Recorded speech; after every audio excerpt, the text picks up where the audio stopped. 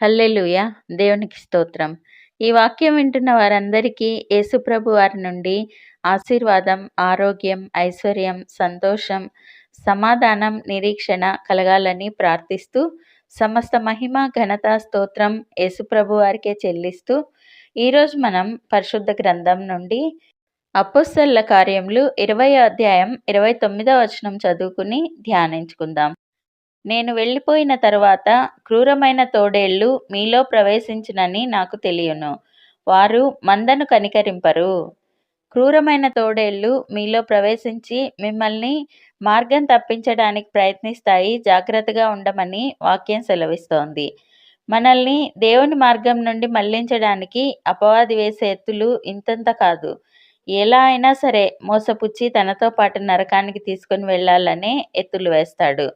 మనం వాడి ఉచ్చుల్లో పడకుండా అనుదినం దేవునితో సహవాసం విడవకుండా బైబిల్ చదువుతూ ప్రార్థిస్తూ ఆయనకు దగ్గరగా ఉంటే అపవాది మనల్ని ఏమీ చేయలేడు. ఇది మనం ఉపమానం ద్వారా తెలుసుకుందాం.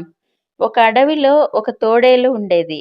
ఒకరోజు అది ఆహారం కోసం వెతుకుతూ వెళ్తుండగా ఒక ఏటి వద్ద ఒక అతను బట్టలకు రంగు వేస్తూ భోజనం చేయటం కోసం వెళ్తాడు. తోడేలు అందులో ఆహారం ఉందేమో అని తొంగి చూస్తూ ఆ రంగు పాత్రలోనికి జారి పడిపోయింది. కష్టపడి పైకి వచ్చిన తోడేలుకు నీలిరంగు బాగా అంటుకుపోయింది. అలానే అడవిలోకి వెళ్ళింది. ఆ నీలి తోడేలును చూసిన అడవిలోని మిగతా జంతువులు ఇది ఏదో కొత్త రకం జంతువు అంటూ భయపడసాగాయి. అదే అదనుగా ఆ తోడేలు, నన్ను దేవుడు పంపాడు, నేను పైనుంచి వచ్చాను, నన్ను ఈ అడవికి రాజుగా ఉండమని పంపాడు అని చెప్పగా భయంతో ఉన్న ఆ జంతువులన్నీ నమ్మి ఆ తోడేలును రాజుగా చేసి తోడేలు చెప్పినట్లు నడుచుకోసాగాయి. తోడేలు కాలు మీద కాలేసుకుని ఏ పని చేయకుండా హాయిగా బ్రతకసాగింది. జంతువులు తోడేలుకు 3 పూటలా దానికి కావలసిన ఆహారం అందించసాగాయి. ఇలా కొద్ది కాలం గడిచింది. ఒకరోజు బాగా వర్షం కురవసాగింది. జంతువులన్నీ ఆనందంతో వర్షంలో తడుస్తూ గెంతుతూ ఆడుకోసాగాయి. తోడేలు వర్షం చూసి మైమరిచిపోయి వర్షంలో తడుస్తూ సంతోషంగా ఎగరసాగింది. ఆ వర్షానికి దాని ఒంటి మీద రంగంతా కారిపోయింది. ఇది గమనించిన జంతువులు, ఇది దేవుడు పంపిన జంతువు కాదు, మన అడవిలోని తోడేలే మనల్ని మోసం చేసింది, నీలం రంగు పూసుకుని అని జంతువులన్నీ కలిసి ఇటువంటి మోసపు జంతువు మన అడవిలో ఉండకూడదు అని దాన్ని అడవి నుండి తరిమి కొట్టాయి. యోహాను సువార్త 8వ అధ్యాయం 32వ వచనంలో, అప్పుడు సత్యము మిమ్మును స్వతంత్రులుగా చేయునని చెప్పగా, సత్యం మనల్ని స్వతంత్రులుగా చేస్తుంది, బానిసత్వం నుండి విడిపిస్తుంది. సత్యం, జీవం, మార్గం మన తండ్రి అయిన యేసుప్రభు వారే. మనల్ని పాపం నుండి విడిపించి నరకానికి వెళ్లకుండా స్వతంత్రులుగా చేసి నిత్య జీవానికి తనతో కలిసి యుగయుగాలు జీవించే పరలోకానికి వారసులనుగా చేస్తారు.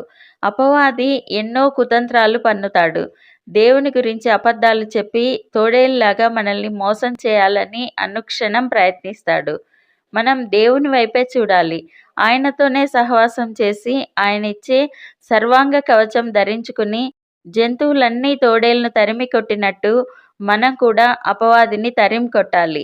అంతేకాని వాడి మోసపు మాటలకు మోసపోకూడదు, వాడి ఉచ్చులలో పడకూడదు. ప్రార్థన చేసుకుందాం. ప్రభువా, దేవా, సర్వాధికారి తండ్రి, మీ పరిశుద్ధ పాదాలకు వందనాలు, స్తుతులు, స్తోత్రాలు నాయనా. మీరు మా జీవితాల్లో జరిగించిన మేళ్ళన్నింటికీ వందనాలయ్యా.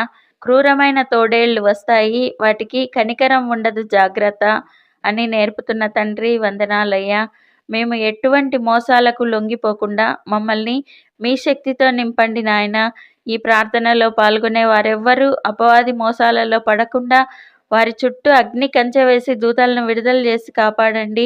వారి కష్టాలను, ఇబ్బందులను, వేదనలను తీసివేసి వారిని ఆరోగ్యంతో, ఐశ్వర్యంతో, దీర్ఘాయువుతో, కదలని ఆర్థిక సమృద్ధితో, కుటుంబంలో శాంతి సమాధానాలతో, ఐక్యతతో, ఘనతతో నింపి ఆశీర్వదించండి. మీకు గొప్ప సాక్షులుగా నిలబెట్టండి. మేమందరం ఈ దేశానికి, ఈ ప్రపంచానికి ఆశీర్వాదకరంగా ఉండులాగున ఆశీర్వదించమని నజరేయుడైన యేసుక్రీస్తు నామంలో ప్రార్థిస్తున్నాం తండ్రి. ఆమెన్. Thank you Jesus. మీకేమైనా ప్రార్థన అవసరతలు ఉంటే కామెంట్స్‌లో తెలియజేయండి. మేము మీకోసం తప్పక ప్రార్థిస్తాం. దేవుడు మనకందరికీ సహాయం చేస్తారు. దేనికి కృంగిపోకండి. నిరీక్షణ కలిగి ఉండండి. God bless you.